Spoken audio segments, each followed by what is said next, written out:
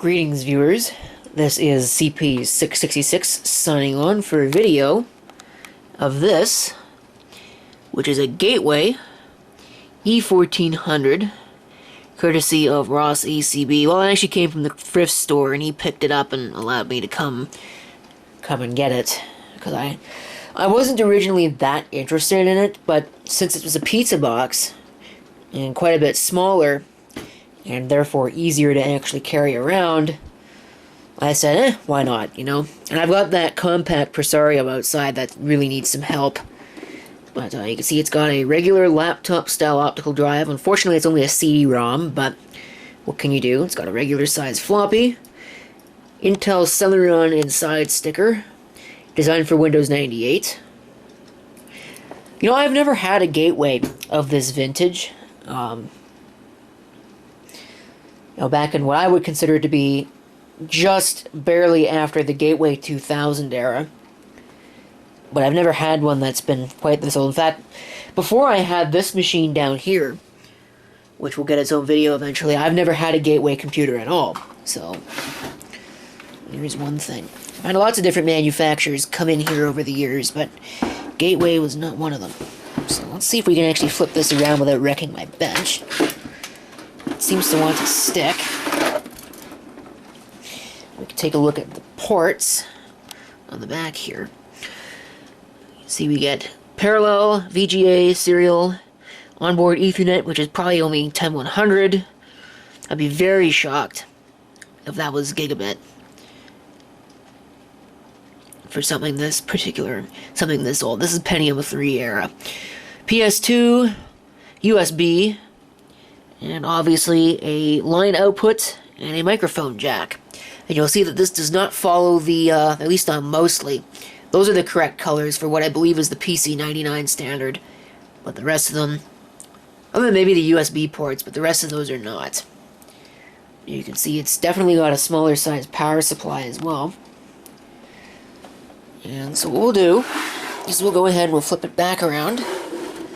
And I probably can't do it on video because it will need two hands to do it. But in order to remove the case, you push these two buttons in on the side and it pulls forward. Here we now have a look inside the machine.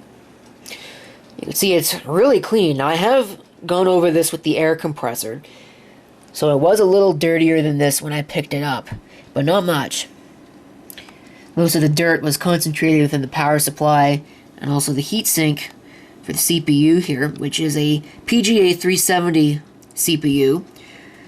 Could still be a Celeron, could not be, I really don't know. I'm not going to find out until I power it up. Two PC133 RAM slots, both of which are occupied. And, ooh, it's got 512 megabytes of memory in it, it looks like. So that's a score. Intel chipset.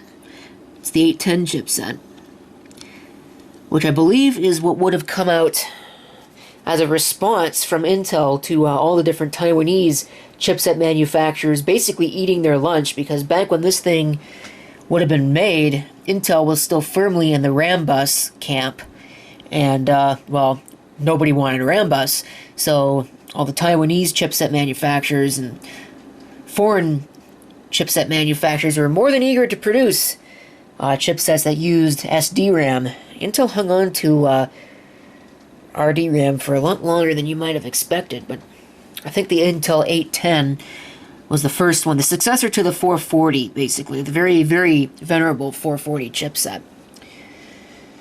Anyway, so you can see the optical drive and the floppy drive, which is full-sized. The hard drive is under there. I have no idea what that would be. I can't really tell from here. But my guess is that it's either a quantum drive or a Maxter drive, just based on the shape of the lid on that drive. But I guess we'll find out. Could also be an IBM. Okay, let's put the cover back on, hook this thing up, and try it out. See what it happens to do. Okay, I've got a keyboard and a mouse and the monitor hooked up. And let's see if I can find the power cord, which is right here. And we'll go ahead and we will plug it in.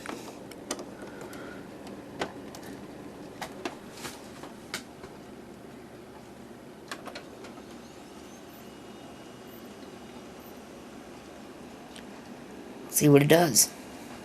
Ha! Power on self-test. Somewhere around 566. That's an odd speed.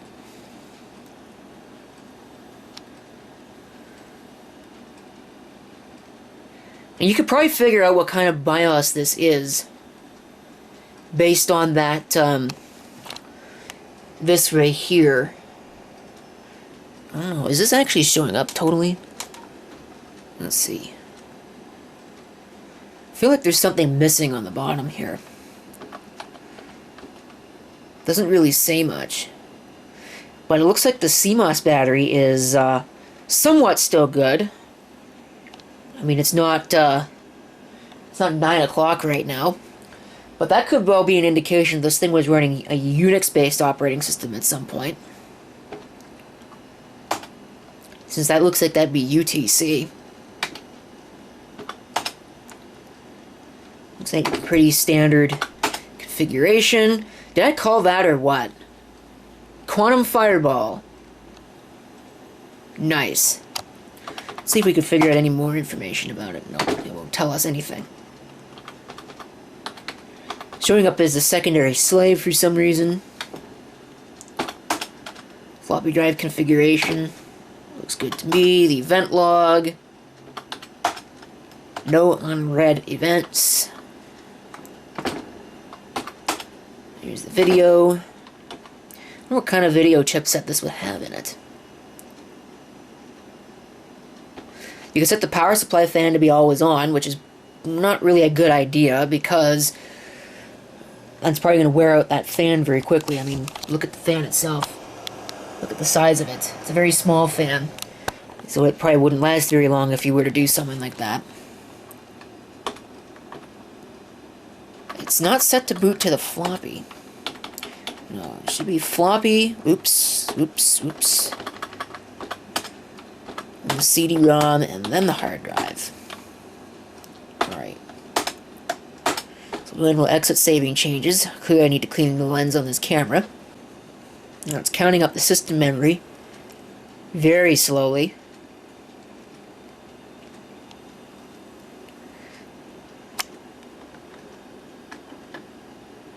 And apparently you can't quit it. Okay, so it's going to have to count up all the RAM. That's annoying. See if it boots into anything. I may need to stop the video depending upon what it does. Okay, I'm going to pause this while it's counting up the RAM. Okay. Floppy seek. What's it gonna do? Beep. And a blinking cursor.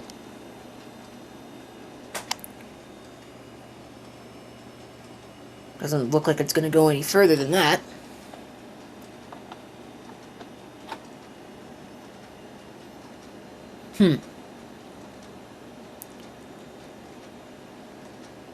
Oh, that's going to do its RAM count thing again.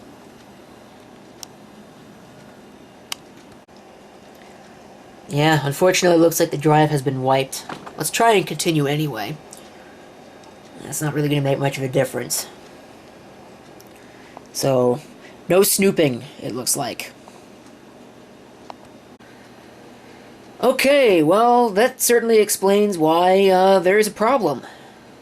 And that doesn't seem to work. I tried reinstalling the bootloader, and it gave me some issues. And then I tried listing what was in the boot folder, and oh boy, I got I/O errors trying to go through that. So I ran file system check, and there are errors all over the place on this file system. So what I'm trying to do now is I am trying to recover from this. I don't know if the system hung. No, it's still going. So we'll see if that can manage to recover from that, but I'm kind of not getting my hopes up for that. Lots of file system corruption. Well, unfortunately I haven't been able to get it to boot, but at least I'm able to see the files on the drive. And if you ignore all of the files that have changed because I've played around with the system, looks like this thing was last used towards the end of 2012. Latest date I see in there is November. See a couple of things that say November. So realistically, most of them are October and September. It's probably last really used. In fact, most of them are September, so it was probably really last used in September of 2012. And based on some of the files that I've seen on here, I think it was running Kubuntu Linux. But I don't have any real way of knowing. So, I think now that I've ascertained that information, whoever was using this knew what they were doing. I don't want to show too much of this, but, you know, looks like they were pretty heavily into programming and such. So, I think that's probably as far as I'm going to take it. I'm going to just hit the drive with boot and nuke and wipe clean, and that'll be that. Okay, so before I invest too much more time in this, I'm actually going to check the health status of the hard drive. Just make sure that it's good. Just suspect that it is. Is this actually working? I don't know. Definitely need to make myself a new H.2, or sorry, a new Ultimate Boot CD. Well, that's the first time that's ever refused to boot off the CD, so we're just using the floppy then.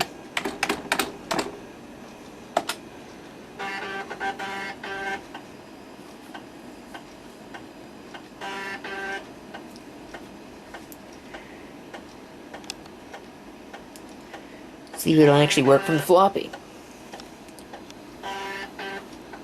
It'll be much slower. Alright. Fireball LCT 15, whatever that means. We have a smart warning. Memory allocation error. Brilliant. Well, I couldn't get Boot Nuke to load off the CD. Apparently this CD-ROM drive does not like my Ultimate Boot CD. Not that I can really blame it. So we'll just take the low-tech route and use H.2 to wipe it. Well, that's not going to really be as secure as Boot and Nuke would be, since I'm reusing the drive anyway. It's not as big of a deal. And just like that, it is done.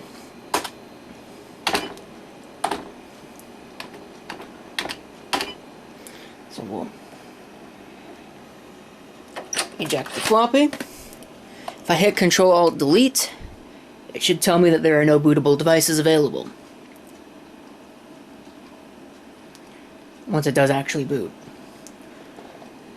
I think it's running an Award BIOS. That would be my guess. Intel motherboard.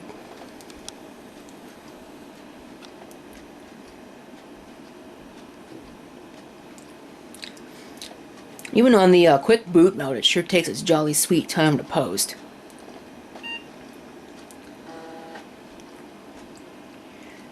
Let's see, invalid boot diskette. So, it's been freshly erased and is ready for another task, but we'll do that in another video. Thank you for watching. If you have any comments, feel free to leave them down below. And this is CP666 signing off. I hope to see you next time. Till then.